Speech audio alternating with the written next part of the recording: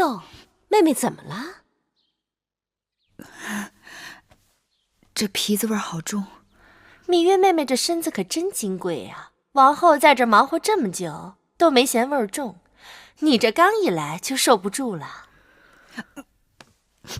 八子，你这是哪儿不舒服了？月妹妹，快坐下歇息。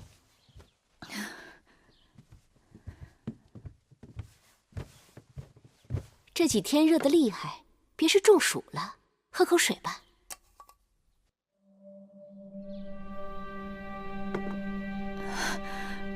不知怎么的，我就突然觉得恶心。珍珠，去太医院叫太医。是。天气这么热，是人都会觉得不舒服。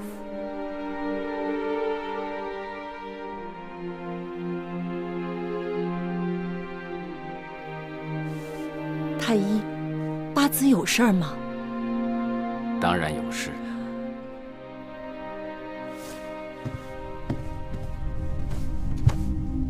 禀告王后，芈八子有喜了。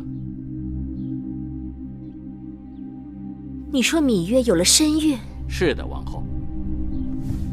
恭喜芈八子。恭喜八子。八子，香儿，多加点冰块，八子怕热，然后再去膳房让他们熬点小米粥，那东西养胃。是。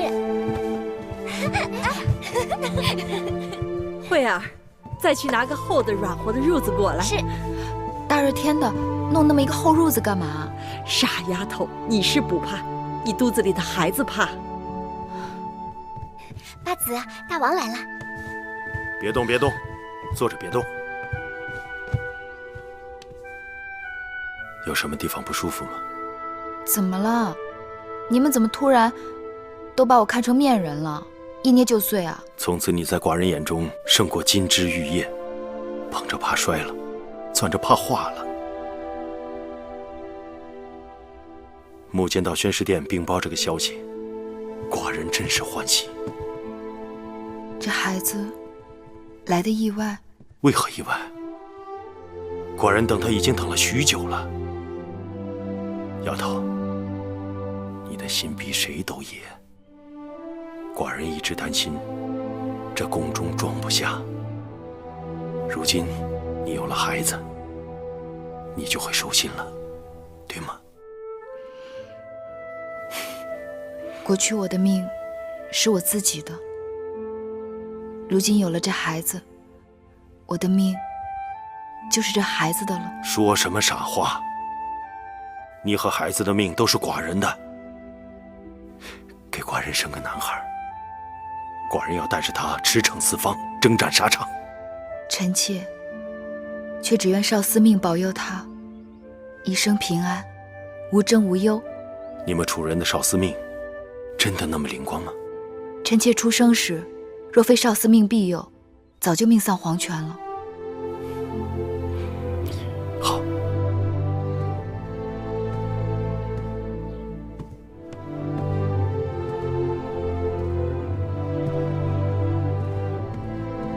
大王，拜见大王。免礼。芈八子有了身孕，寡人打算把八子的保胎安胎之事交给你们两人。李密，你主管诊脉下药，医治亲自调理芈月的饮食。你们要细心打理，切不可有任何差池。是。是。慧儿，你看，哪来的黄雀啊？永香令让我拿来的，说是大王赏的。八子现在有身孕了，不能外出，怕它闷得慌，让两只小鸟陪陪它。把鸟拿来。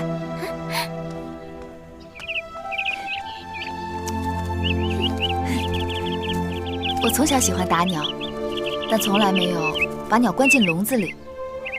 把它们挂在屋檐下吧，让它们日日给你和孩子唱歌。关在笼子里，本就是他们不情愿的，鸣叫又怎能动听？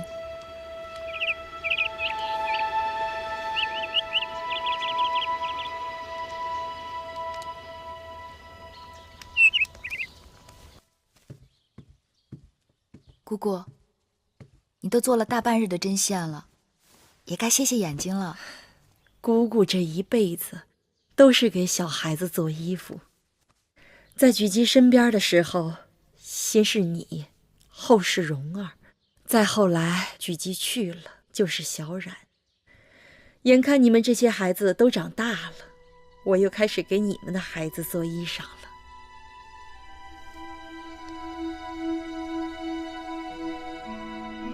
姑姑，我们都是你的孩子。姑姑能给你的孩子做衣裳，心里高兴。月儿也要有自己的骨肉了。要是你娘亲跟举基能看到，该有多好啊！娘亲和举基定想不到，我会有一日嫁到这秦宫来。以你小时候的野性子看，无论是嫁到哪个后宫，都是管束不住你的。可如今，我就跟那黄鸟一样，关进笼子，想飞也飞不出去了。这世间就再也没有以往的芈月了。智姑姑，八子该喝安胎药了。智姑姑，大王让你到慧院来照顾我，辛苦你了。只要你好，你腹中的胎儿好，我再辛苦都不算什么。女医治是看着你出生的人，如今又要看着你的孩子出生了，也是缘分。智姑姑，听你说起过你的独子金儿这2年到咸阳来做生意了，如今也该娶亲了吧？金儿去年娶的亲，眼下媳妇有了身孕，我也是要做祖母的人了。智姑姑好福气。姐姐，大王，你来得好快呀！这是大事。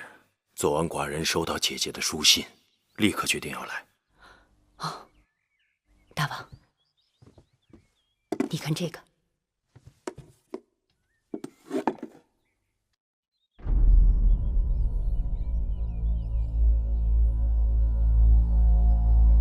这东西，你们是如何拿到的？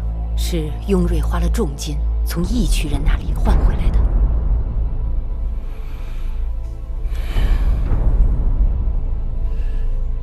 寡人一直希望这不是真的。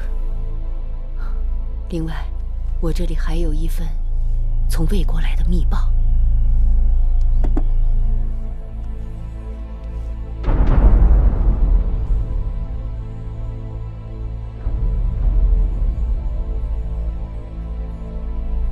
密报是否可靠？那报信人是当年我在魏国宫中的莫逆之交，绝无虚言。既然魏王用尽心机，一心要将大良造公孙衍收入囊中，寡人就不得不有所提防。来，大王，请上座。放开我！放开我！放开我！放开我！小冉，放开我！你不能进，姐姐，你不能进呐！姐姐，姐姐，放他进来！姐姐，小冉，姐姐，姐姐来了，不怕。永香莲为何恐我弟弟？奉魏夫人之命，魏夫人，魏夫人为何抓个孩子？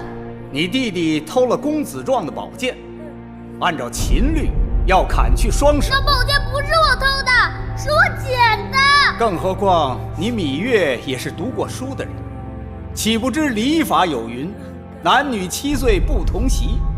即便如此，此处是后宫，除了大王和各宫公子之外，不可以有其他男子，除非处过宫刑。小冉捡了公子状丢弃的宝剑，就算有错，也绝非偷盗。至于后宫无外男，小冉是我弟弟，如今也不过是个10多岁的孩子。何况此事，我已经得到王后的允许。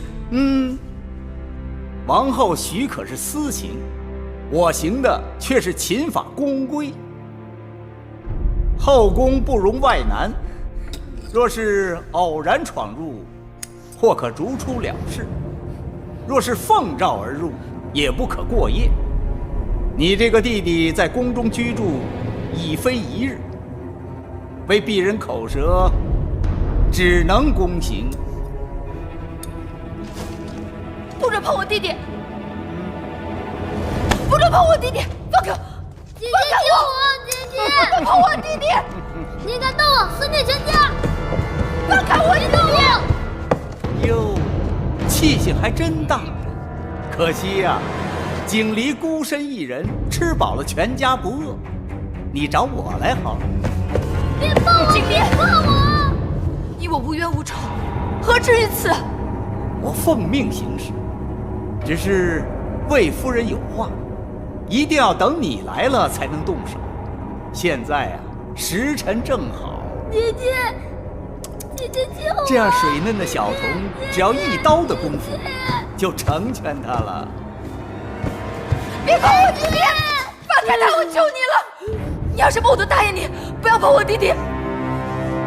我可什么都不要，只是魏夫人要什么，我就不清楚了。好，我懂了，我去找魏夫人。芈月是聪明人，早这么做，省了多少周折。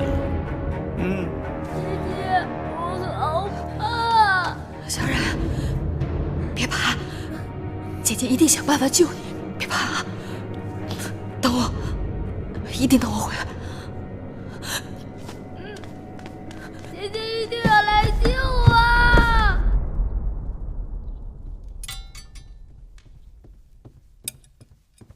夫人，芈月求见。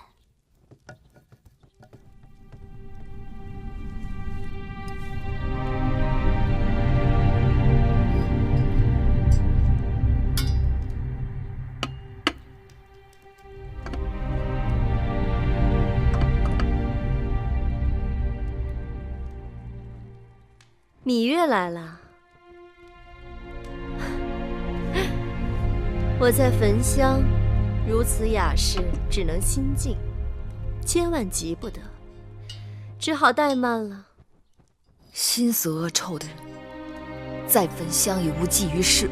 有人死到临头，还敢嘴硬啊？你要害我，就冲我来，不要害我弟弟。谁敢害你呀？你可是当今王后的妹妹。至于那个违反宫规的小童，大王委我主持后宫之重任，不好因为你是王后的妹妹，我就徇私舞弊，只好按照规矩办了，对吗？魏夫人用不着兜圈子，你说吧，究竟要如何，你才能放了我弟弟？妹妹这话可就说差了，我向来都是与人为善，成人之美的。我看你在王后身边日日委曲求全，也并未得到什么好处。妹妹如此启年月貌，若是只以幼女身份终老秦宫，实在是太可惜了。先王后陪嫁中有一小臣之子叫魏成，20有余，与芈月年貌相当，我意欲为你们做个媒，这对玉姬为聘，如何？你要我离开这里？不是离开，是风风光光的嫁出去。只有这样，你才会放了我弟弟。2日之内，我会安排你出宫成亲，你与他成婚后就离开咸阳，随他去大梁吧。你那弟弟姓魏，说不定我们还是同族呢。我会为他在大梁安排一个出身，如何？只可惜我是王后的人，不能由你左右。眼下王后自顾不暇，哪里还护得了你呀？更何况你是心甘情愿的，她不能为了一己私欲，就耽误了你的美好姻缘。你如何才能叫我心甘情愿？这难也不难。王后眼下被禁足，是再好不过的。你乖乖地按着这上面的话抄写一封书信，就说你和魏成两情相悦，要和他白头到老，共度终生。辛苦你回去就这么做。明日我派人拿着这封书信去跟王后提亲。魏夫人筹划的好周全。为了成全你们，总是要滴水不漏的嘛。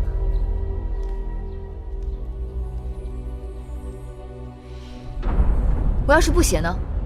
那可就是你的不对了。明日一早，我若是拿不到这封书信，你那个弟弟可就一刀全了了，从此倒也干净。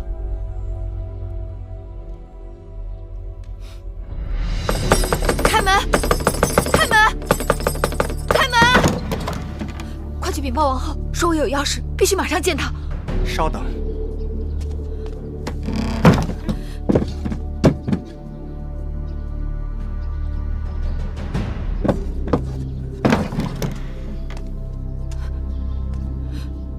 戴帽姑姑，快带我去见王后。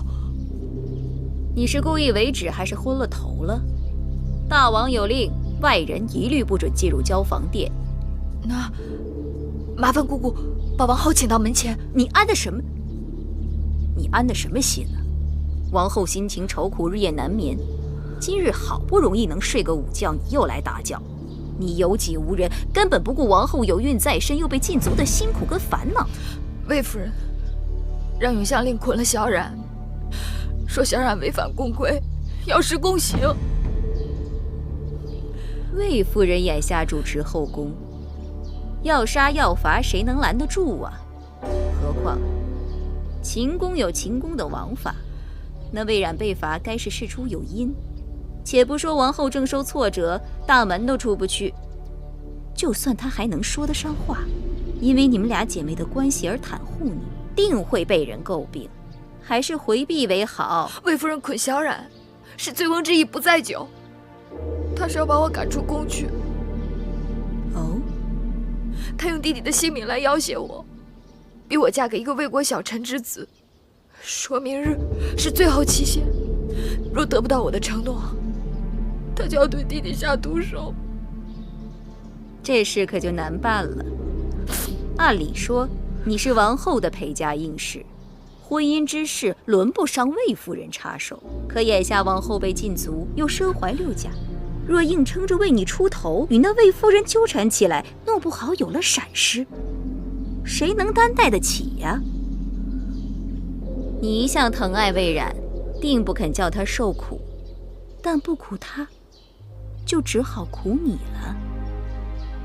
此事还是你自己做个决断吧。戴帽姑姑，戴帽姑姑，你一定要帮我。戴帽姑姑，芈月，你可是公主身份，怎可给我一个奴婢下跪？我知道，姑姑一向不喜欢我，可眼下救人性命是大事，求姑姑一定要帮忙。王后已经自身难保，你还是不要连累了她才好。何况你芈月一向足智多谋，就算没别人帮忙，你也能过了这个坎儿。戴帽姑姑，关门！戴帽姑姑，戴帽姑姑，戴帽姑姑，姑姑。这整日里躺着，躺得整个人都软了。再过几日，小公子就要出世了。女医治说，让您没事啊，多走动走动，免得生的时候太受罪。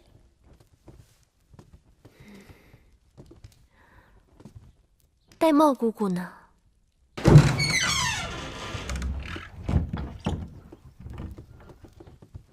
戴帽姑姑，你刚才去哪儿了？是不是月儿来了？哦，是芈月，来给王后问安。听说王后午睡就走了。也是，好久没见月妹妹了。姐妹说话还要隔着堵墙，不如不说。再扶我在屋里走走吧。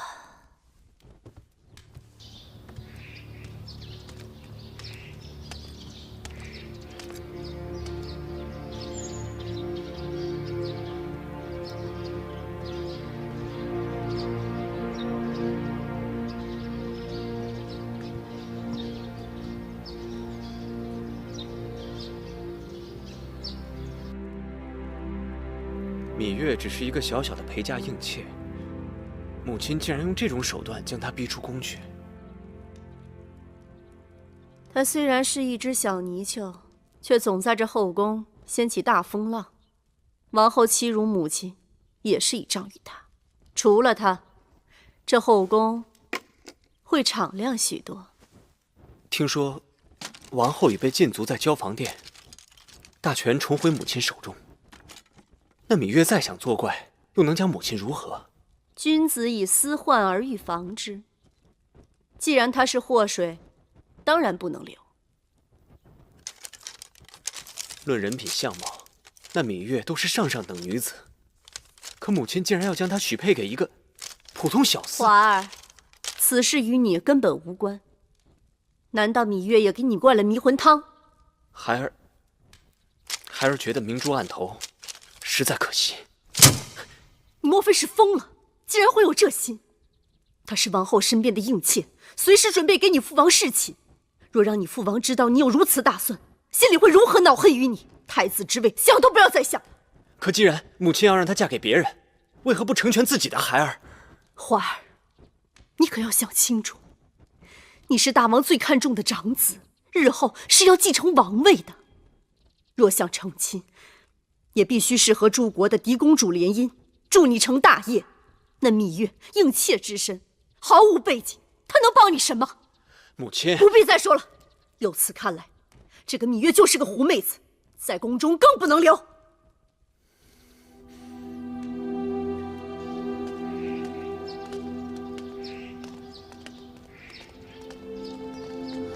芈月，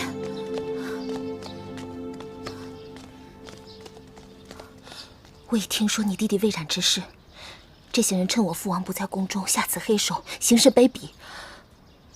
眼下王后虽自顾不暇，但只要她肯出面，魏夫人他们不得不忌讳她3分。可眼下，我想见她一面都不行。这么说，连王后都不能庇护你了？魏夫人他们鬼祟伎俩，害小冉，就是为了害我。我豁出去了，大不了拿我的命去抵小冉的命罢了。你这是以卵击石，眼下还不是拼命的时候。这是我的出宫令符，你拿上，去找我父王。他此刻在北郊行宫，骑马去快些，悄悄走，不要惊动任何人。都已经什么时候了，你还犹豫什么？拿着。我不想向你父王讨要任何东西。你当真以为我父王是施恩图报之人？况且，你要先过了眼前再说。其实你知道，我父王心里一直很喜欢你，而且，我父王是个有情有义、很值得人仰慕的男子。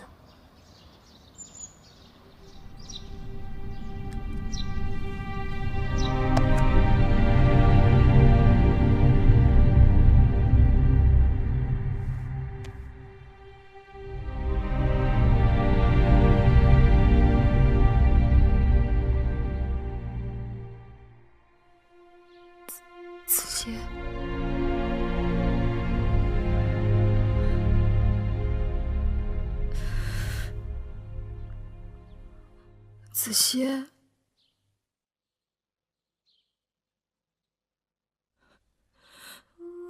子歇，你能听到我说话吗？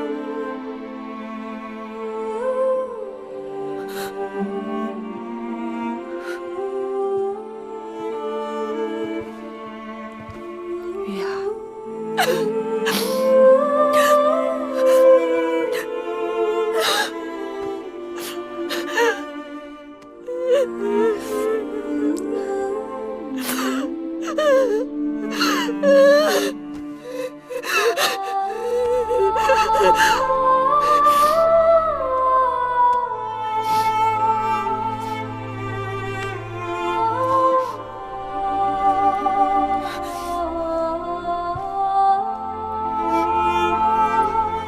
姐身受之苦，小冉性命攸关，我要去救小冉，去救姐姐，子姐会等我的。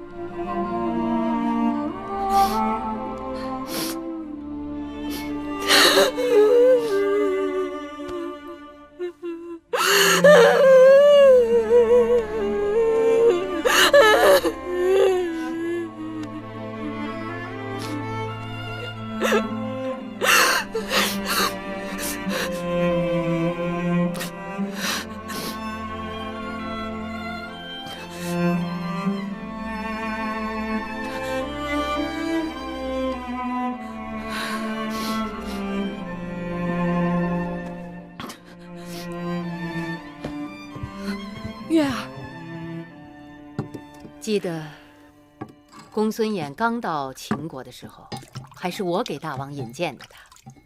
那时候的公孙衍，青年才俊，意气风发。第一次与大王见面，他与大王仿佛是前世的缘分，促膝交谈了一夜。寡人因公孙衍攻占河西之地，和诱俘魏国主将公子昂的功劳，封他为秦国的大良造，这是一人之下，万人之上的殊荣。寡人真不信他会背弃大秦。大王，人心是会变的，有的人永远贪心不足。何况眼下张子与大良造水火不容，魏王又不停地差人给大良造送礼，我想目的只有两个：一是为提醒他还欠着魏国的人情；二呢，是为让他知晓，说到底只有魏国人对魏国人更亲一些。当下秦国权力三分，张仪与公孙衍相争，正好让公孙衍再生意念。公孙衍一向是心高气盛，魏王对公孙衍又是志在必得。对于公孙衍，大王还是尽人事，听天命吧。大王，穆坚来了。让他进来。是。大王，出了何事？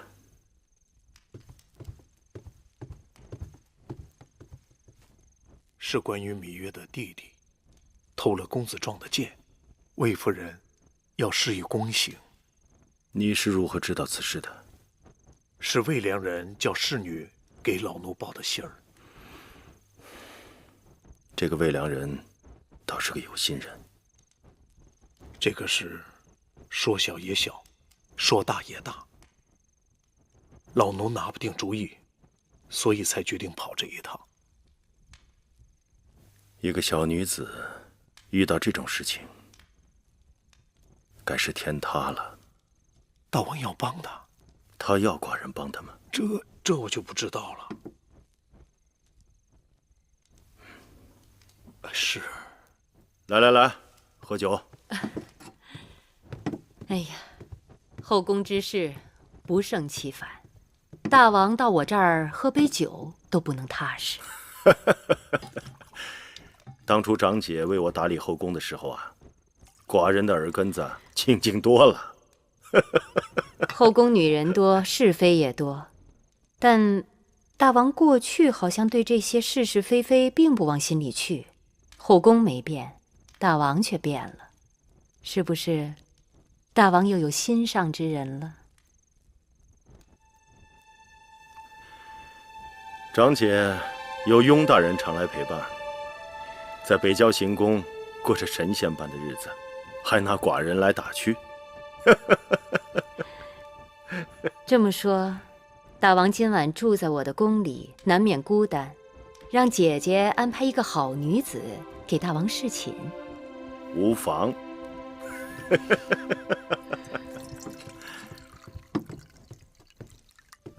大王，芈月来了。她来了？是。她真的来了。看看去。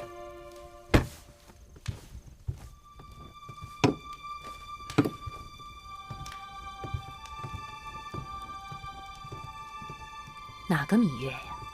是不是那个伶牙俐齿的小丫头？是。这么说，今夜不用我安排，大王也有侍寝的人了。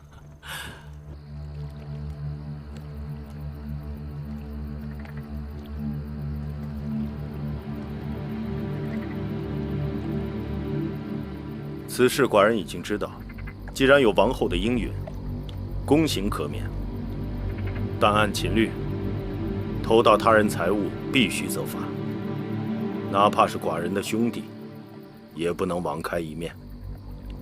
眼下魏夫人执掌后宫，行事虽有些急躁，但并无大错。那不是偷，那把剑是公子壮丢弃在草丛里的，是生了锈的。怎么不是偷？那是谁家的园子？他拿走那把剑，告知了公子壮，并得到许可了吗？大王明示芈月，如何才能救弟弟？我大秦以法立信，刑上大夫，寡人帮不了你。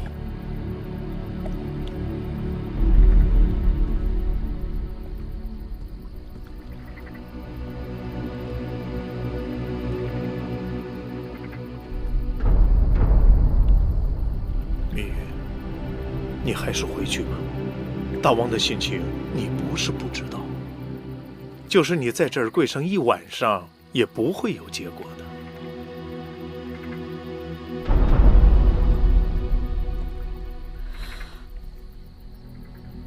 大剑垂怜，能否安排芈月今晚侍寝？你说什么？芈月山穷水尽了，连这性命都不在乎，哪还在乎这身子？眼下只有这法子了，望大剑成全。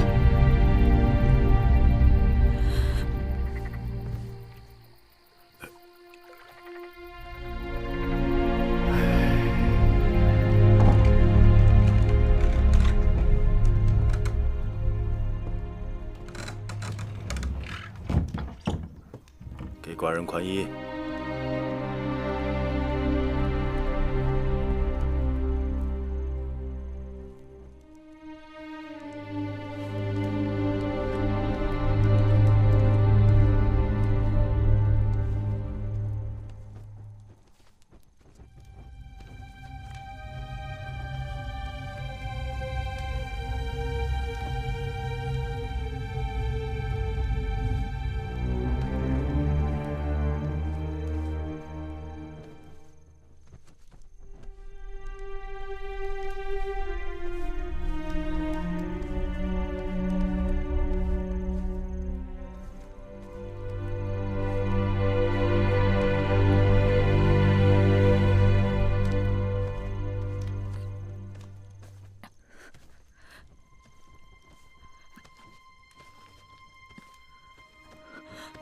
你今日怎么了？连宽衣都不会了吗？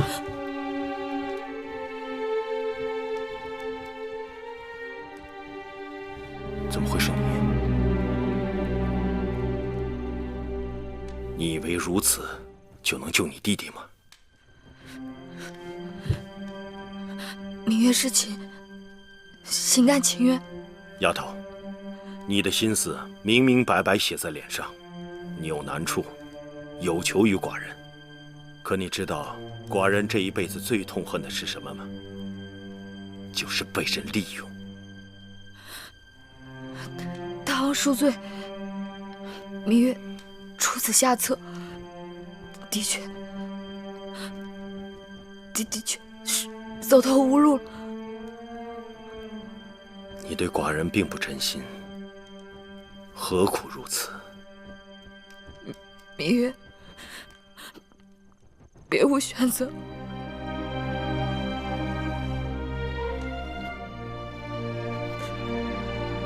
起来吧，寡人从不强人所难。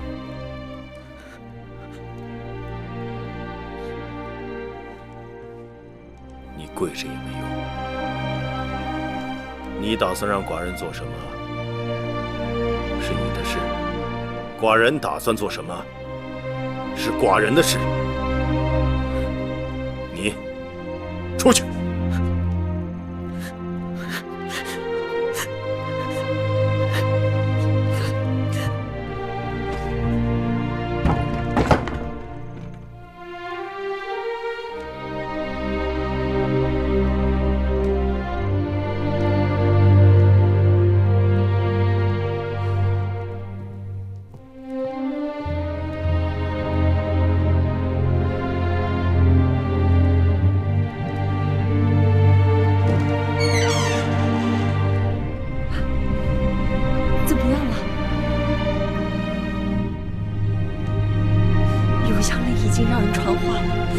4时，他们就要对小冉动手了。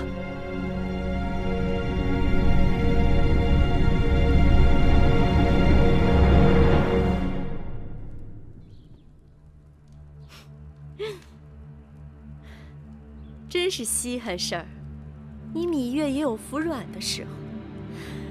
听说你昨日从我这儿走后，去求过王后，却吃了闭门羹。我倒也是好奇，这王后一向是把你当成救命稻草一般，这次怎么就轻易放手了？怕是自顾不暇，只好把你当成弃子了。其实王后也应该心存谢意，我给你安排的去处并不算差。多说无益，这是你要我写的那封信。一手交人，一手交信。刚才我还在担心杀只鸡临死前还得正正翅膀呢，你可是惯于作怪。把你写的拿过来，让我细细看看，免得你在里面再耍什么把戏。见不到小冉，你休想拿到这封信。你若不给我这封书信，你那弟弟可就性命不保了。夫人，夫人，那小童他……你来的正好，把那小童给我带到这里来。不是啊，怒剑方才领人去了隐宫，把那小野种给带走了。什么？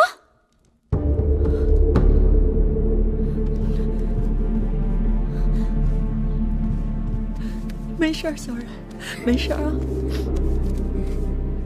不疼。小冉，小冉，姐姐，小冉，吓死姐姐了！回来就好，回来就好，让姐姐好好看看。哎呀，哎呀，怎么了？这怎么回事啊？母监说，按大秦令，偷盗必须砍手。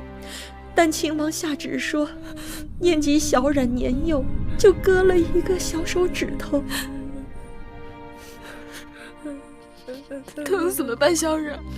姐姐，我小冉不好，给姐姐惹下这么多麻烦，请姐姐处罚。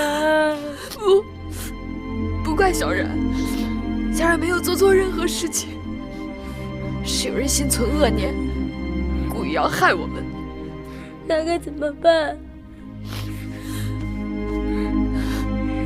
自今日起，姐姐一定要用性命来保护你们，让恶人再也不能欺负到我们头上。不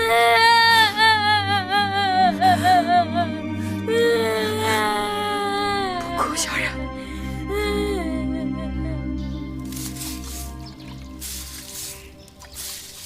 大家手脚都利索点儿，把这院子都给我打扫干净了啊！还有那边，还有那一边，啊！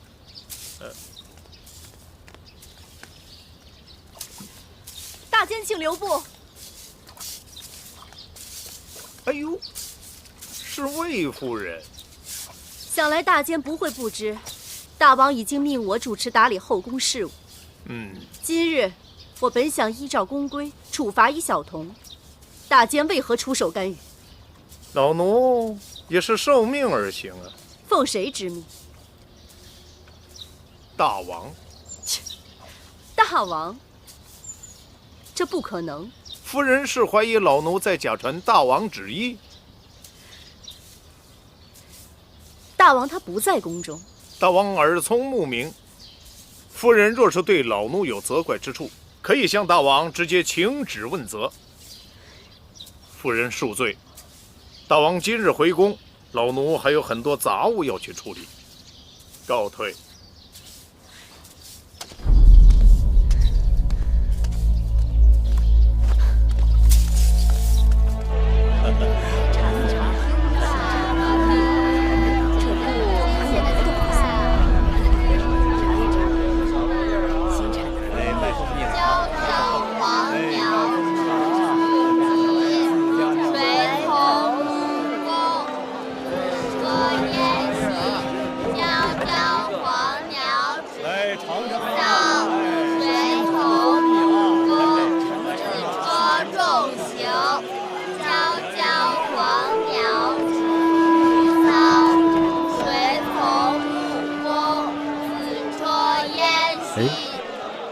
你们唱的是什么呀？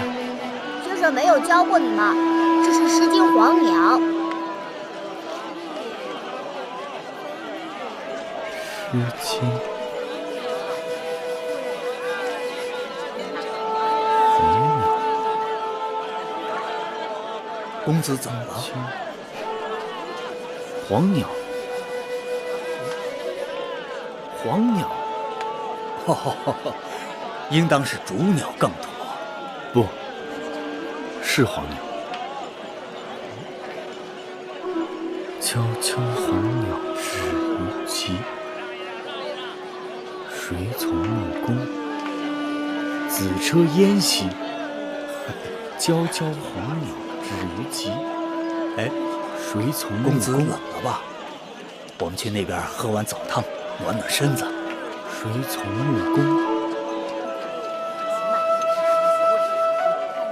有肉，哎，来了。这边，谢谢客官。客官慢走。啊，坐。客官请坐。哎，好。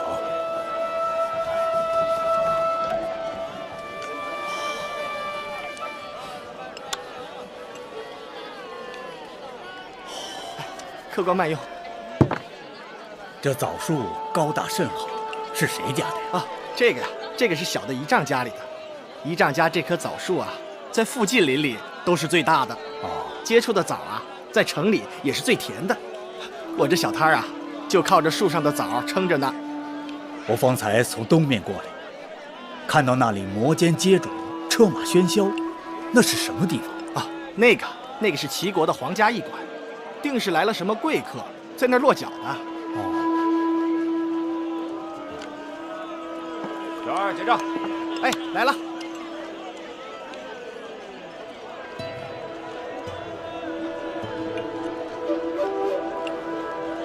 悄悄黄鸟止于棘，棘枣树，53他怎么说相见？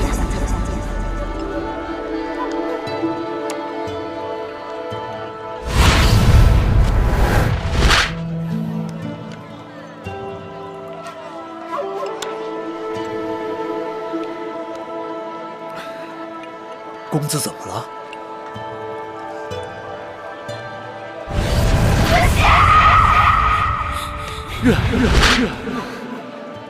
月儿，谁是月儿？月儿，楚国的公主。公子是不是想起什么了？子歇，我是。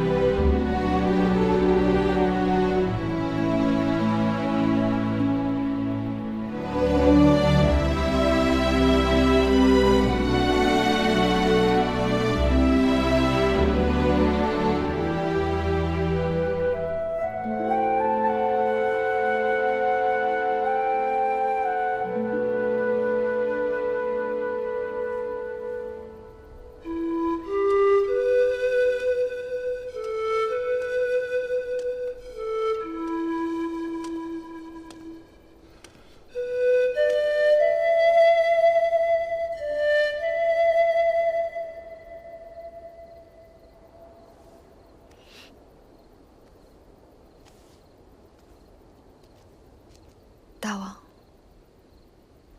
你吹奏的是楚国情歌，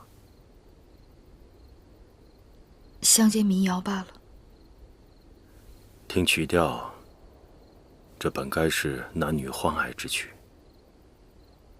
芈月吹奏得如此伤感，想必是在悼念心上人。芈月，君前失仪，望大王恕罪。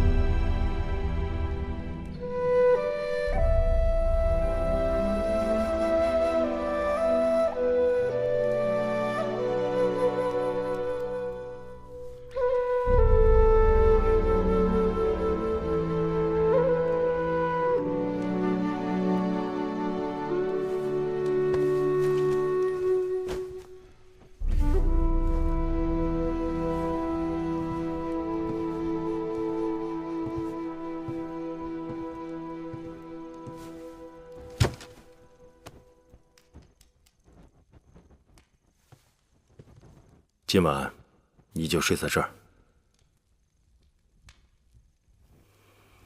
入冬了，再给自己拿床被子，省得着凉。寡人累了，睡吧。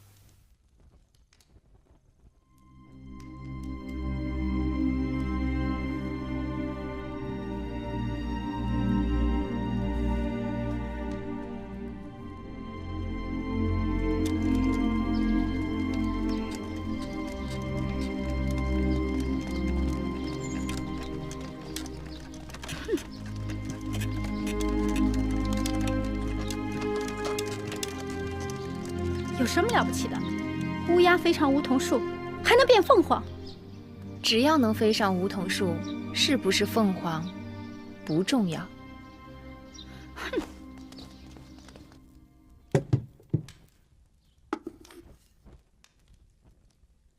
怎么又是肉糜面汤啊？我昨日不是说了，秦国之地的麦子过于粗粝，尽是麦麸。我想吃楚国的大米。都怪婢子记性坏，忘了王后的叮嘱。奴婢这就去让膳房重做。算了，就这样吧。这几日胃口有些过于古怪，时好时坏的。想来王二知道了，母后禁足在此多日，心烦意乱吧。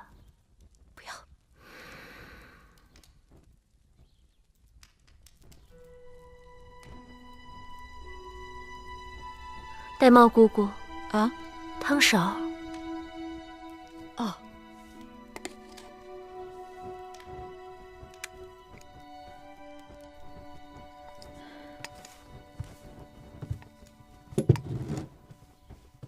你们几个今日怎么了？个个像丢了魂似的。珍珠，说。说。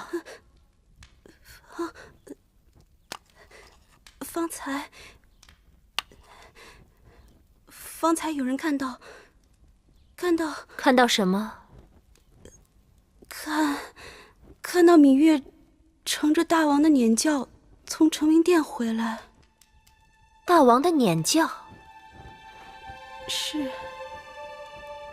妹妹即使去了成明殿，怎会坐大王的辇轿回来？你们出去吧。是。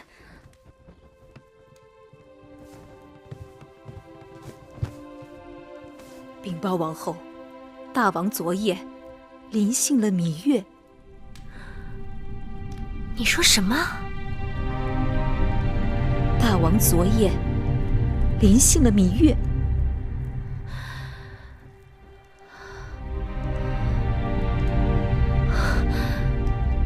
可芈月与我有约，只协助我主持后宫事务，绝不侍寝。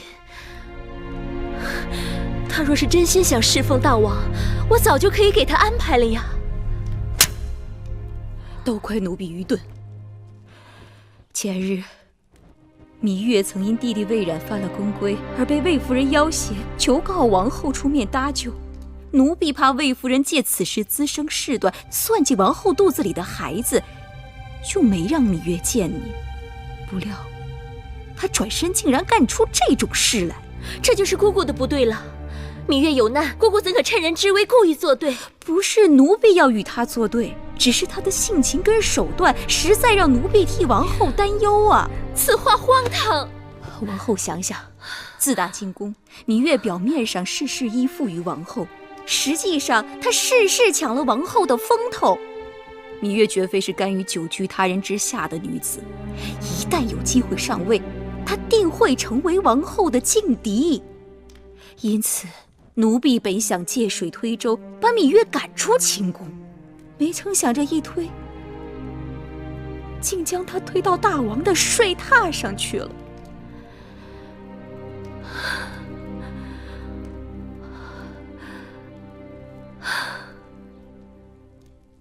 姑姑不必自责了，事已至此，说什么都晚了。看来这是命中注定的。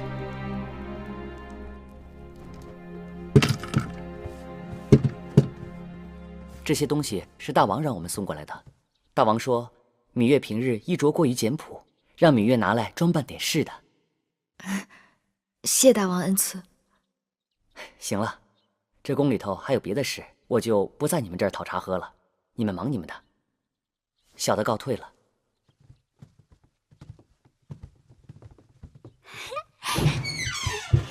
哇，好漂亮啊！太漂亮了。是啊，你看，真好看。一人刚回来，大王赐的东西就跟过来了，可见大王对你的确用心。这金钗上的珍珠这么大，多好看呀！哎，你看这个玉镯，哎，还有这个耳环。你们先把东西拿下去吧。是。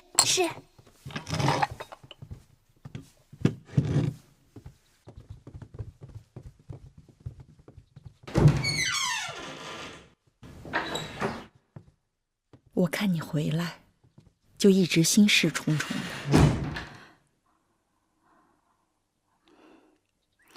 魁姑，别说了，无论你做什么，都是万不得已，是为了小冉和王后。姑姑，我要是告诉你，我们什么都没做。没做什么？没做你想的那些。我知道，眼下整个后宫都在说长道短。我坐着辇轿回来的时候，更是想，这比挂着一面帅旗还要招摇。但我要是告诉你，我在大王的房中待了一夜，大王并没有临幸我，你信吗？是啊，没有人会相信。那是为什么？大王的心思很难猜到，但眼下我最担心的是王后。我怕姐姐会不会因此而多心。没想到把他逼狠了，竟然想出这样的招数。这下好了，大王为了给他出气，把永香令也给换了。哼，又做撵教，又是赏东西的。姐姐，没想到我们费了那么多周折，竟然为芈月做了嫁衣，真是气死我了。过去啊，我们姐妹还真是小看了她，以后对这个丫头切不可掉以轻心，免得再被她钻了空子。亏得王后还被禁足，就算芈月想对我们如何，也是心有余而力不足。怕就怕她有一日羽翼丰满，既有王后的庇护，又有大王的恩宠，到那个时候，她就会成为我们最棘手的强敌了。姐姐，那芈月得了势，她会不会又重提那符节的事儿啊？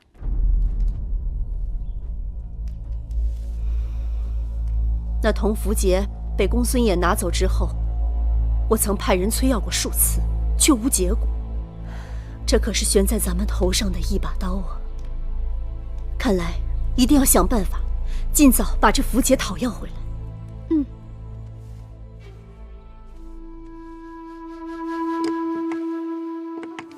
昨日我已向大王禀报，君不密失国，臣不密失身。我既为王后之陪嫁应女，侍寝后应当去见见王后。大王已经允许，帮我梳妆吧。今日是侍寝后第一次觐见王后，像这些凤钗啊、玉镯啊，还有玉佩，应该多带几只，也能显出大王对你的厚爱。这些东西一概不要，除了发饰必须按照规矩，其他的仍是平常装束就好。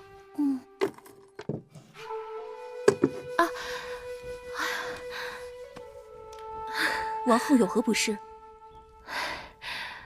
王儿在踢我。别看小公子在王后肚子里人不大，脾气还不小呢。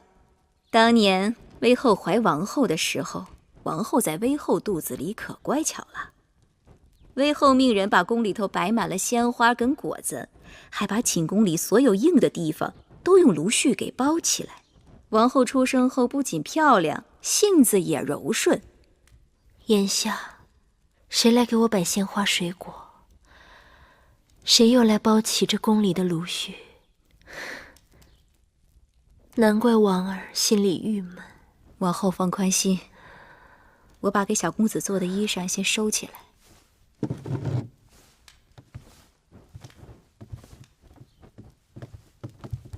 王后，芈月来了。她定是得了大王的许可，特意来看我的。王后，这种人应该立马轰他出去，该给他些颜色看看了。就算我心里怪他，也当忍一忍。王后这是何苦啊？毕竟她是我的应妾，如今在这宫里，我们最大的冤家对头是魏夫人。大王心宠芈月，只有她能够跟魏夫人抗衡。难道你要我把她推到魏夫人那儿去吗？宣她进来。是。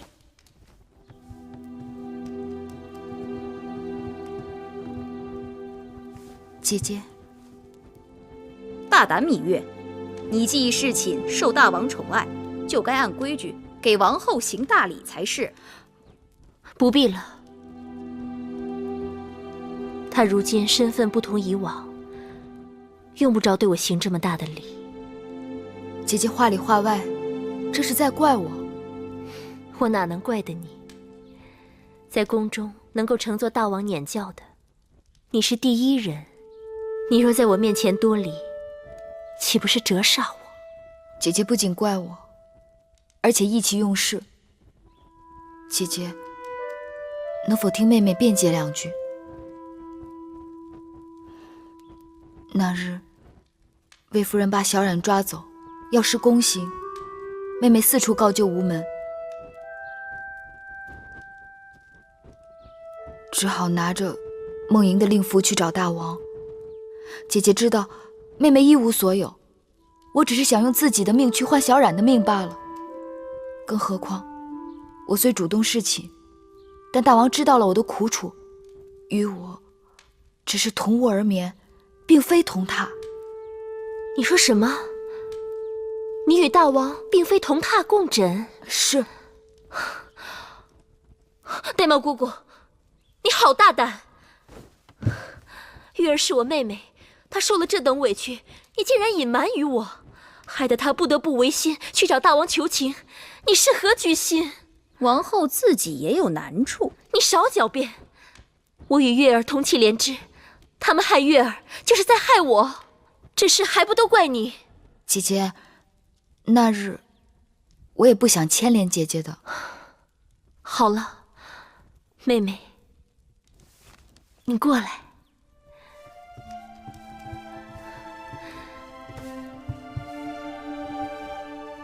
祸兮福兮。其实，当我得知大王临幸你，姐姐心里还是替你欢喜的。早先，你总说你要走，姐姐唯恐哪一日，我们姐妹就真的分开了。